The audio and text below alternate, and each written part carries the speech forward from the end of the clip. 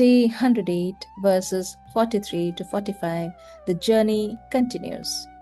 Namaste and welcome to Gita 360. Yesterday, Krishna reassured Arjuna that no sincere effort on the path of yoga is ever truly lost.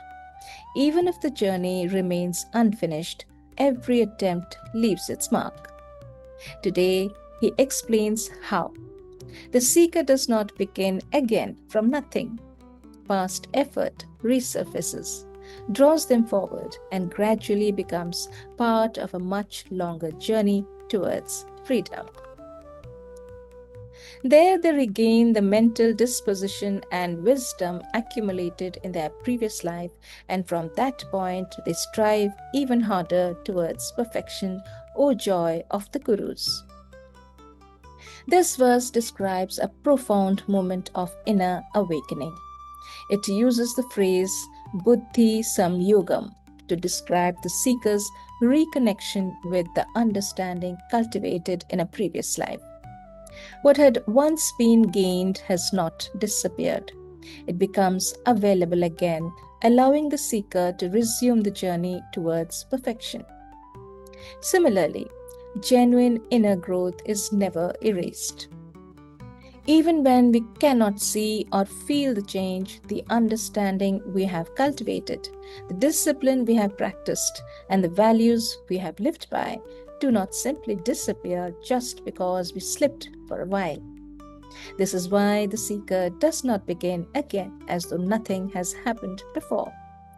Through sincere practice, they can reclaim the spiritual gains of past lives and continue the journey from where they had left off. Perhaps this also helps explain why, for some people, the pull towards spiritual life can appear suddenly and with surprising force. By virtue of that past practice, they are carried forward almost instinctively, even despite themselves. Merely seeking to know yoga elevates a person beyond the ritualistic principles of the scriptures. This verse highlights the power of previous practice. It says that the force of previous practice is so strong that it acts like an unseen current, drawing the seeker forward even when they are not consciously trying to return. It is no longer a matter of remembering what to do. Earlier effort has already shaped the person from within. There are moments in life when we unexpectedly feel drawn back towards silence, reflection, prayer, or truth, and we cannot really explain why.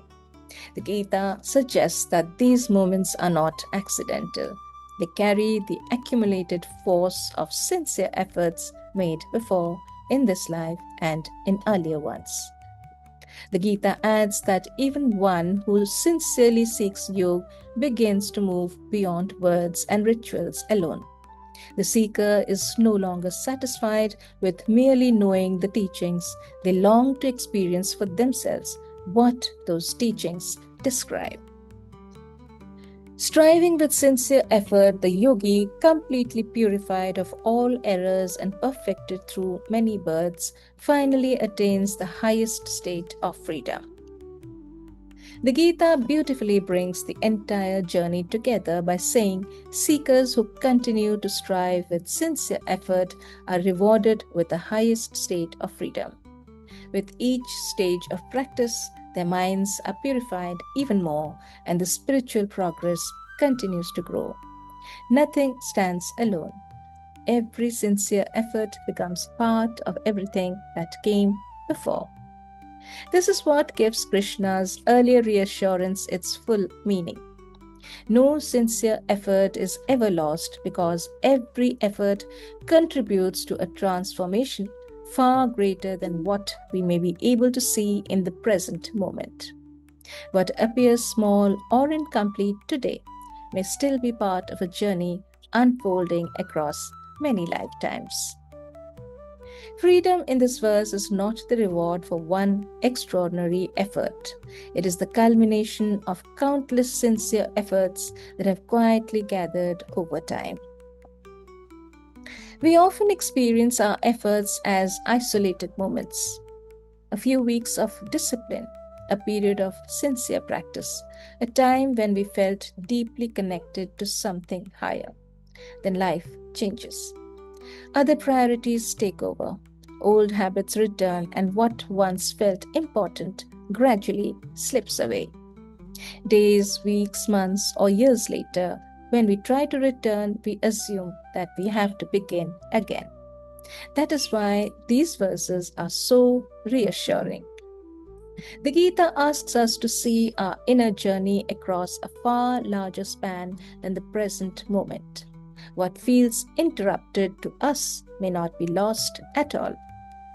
The effort may have stopped, but its effect continues. The understanding we gained, the habits we strengthened, and the inner movement we began continue to live within us even when we can no longer see them clearly.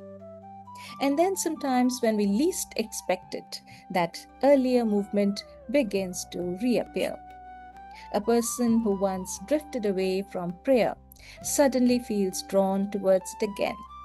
Someone who spent years absorbed in the external world begins asking questions they cannot easily explain.